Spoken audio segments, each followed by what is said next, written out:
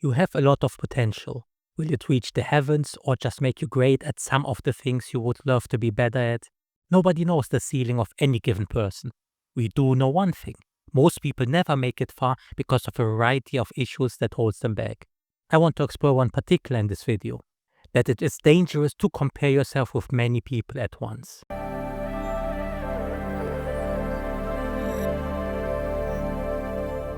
There are all kinds of paths we can take, all kinds of different skills we can learn, all kinds of careers we could choose.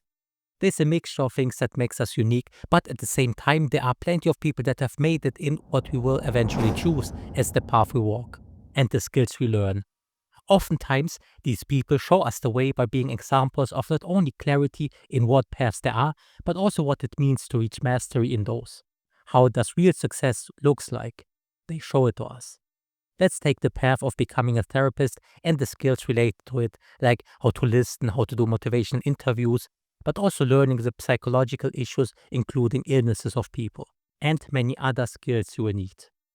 This can be a dream or desire that you want to do. Then there's also the element of success. You first envision that you want to become a therapist, and then you consider how far you might possibly go and what there is out there. In our case, a good, well-known therapist will make more money by having more people wanting to be clients, including wealthier individuals who are willing to pay more for quality. There's also the element of writing books, doing interviews, and more. The way you approach a dream is to consider what you want, see how you would be inside that desire, and see what success means and how it would look on you. Looking at the therapist, but also all other professions, the question is, who do you compare yourself with? When you think about success, not only monetary and fame, but success in the areas you work in, who do you compare yourself with? Most people look at the best of the best, the 1% of the 1% in that particular field. The most successful, skilled, most known, and powerful people of that field. This is who you use to get the sense of where you want to go and what you should be able to do, and eventually you will compare yourself with that person. You don't compare yourself with a normal person doing some okayish public speaking and then leaving the stage.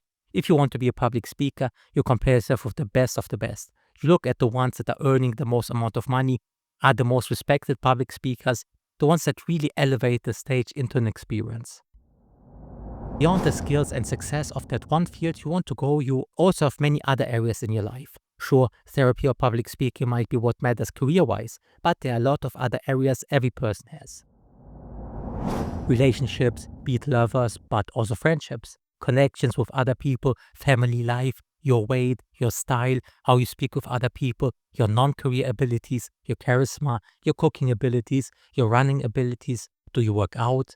So there are hundreds of different areas of life, many of them matter little, some more, and a few matter a lot. This is often true just by the nature of living in a certain society. We put energy into them, we put effort into them, we observe and value them. And you are this combination of these hundreds of things. Of course, then there's also your character, your personality, and who you are. We move through life by looking at other people, and then we get a sense of where we are, what we do.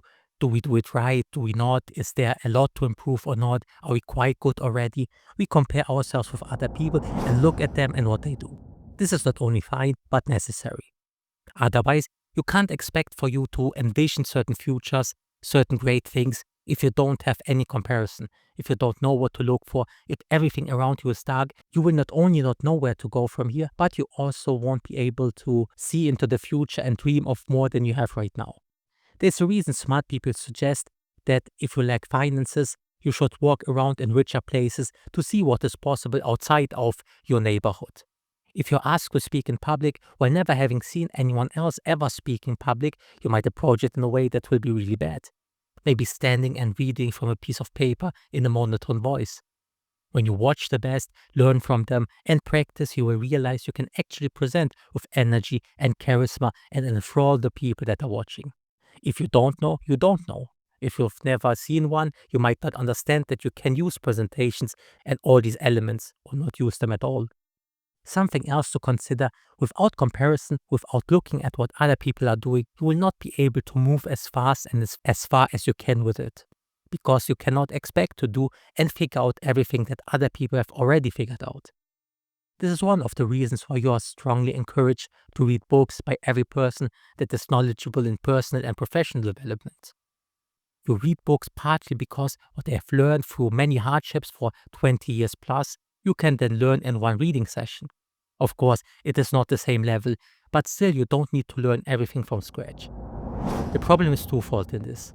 First of all, when you start comparing yourself with that person and judge that person, and more so yourself, you generally don't approach this with much grace for yourself, while also not considering how to actually compare in the right way. In your comparison, you see that person at their best from the outside or without any of the issues they might be living through, let alone what they had to do to achieve the high level they have reached. You look at the person at the height of their power, so to speak, the height of their skills and work, and then you compare and think, this is what I want to do. Then you're overwhelmed and discouraged because this incredible person doing the skills you dream about in such an unbelievable way, and you compare yourself with that person. Of course, it is a mountain-wide difference. That is normal because you are at the beginning. This person is already 10, 20 years in, while even now having problems, even now clearly being human, struggling with something. No matter who it is, there are issues that you just don't see because, again, you look from the outside at the height of their skills and only focusing on that one skill. Whereas you are looking at yourself in a holistic way. You see everything around you, all your failures, all your faults, all your issues. Sometimes you are doing something well, but generally speaking, you see all the problems. This is the heart of the second issue, which is when it comes to comparisons, you compare yourself with not just that one person, but with many people. This is very important and a lot less understood than the first issue. People are sometimes conscious about that they compare themselves with great people at the very height of what they're doing in that special environment that they're in and have the experience in. But the second part is that you compare yourself not just with this one person that you want, because then this might be even workable. Let's say you choose a person, you compare yourself with that person, and then you start learning about them and see all the issues and problems, and then also learn how long it took them. That it took them maybe 10 years to get good, and then 20 years to get as great as they are now. Even with a mountain-wide difference and decades in between, there is something salvageable about this approach. You can still learn a lot by working through understanding that you are at very different parts of your path.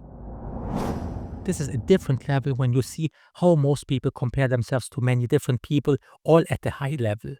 This is where the massive issue comes from, because you compare yourself. Let's say you want to be a public speaker, you compare yourself with the greatest public speaker, but then you compare yourself also when it comes to your relationships, not with the same person, but with somebody else who is amazing at relationships. Suddenly, you compare yourself in two different areas with two different people at an A or even S tier level in that particular skill. Which of course is ridiculous because there's a reason why one person is great at one thing but not necessarily at other things. You start comparing yourself with many different people in their top skills at once. You look at your cooking, which is good, but then you compare yourself with a great cook, and suddenly you have, let's say, these 10 areas in your life that matter to you, and you compare yourself not with one person, because then you would at least see that these great people are also flawed in other areas. In some areas they are flawed, in others they are great. No, you compare one skill with the best skill of that person, then compare another skill with the best skill of that person. And so you compare all your 10 things with 10 different people, all great in one particular area.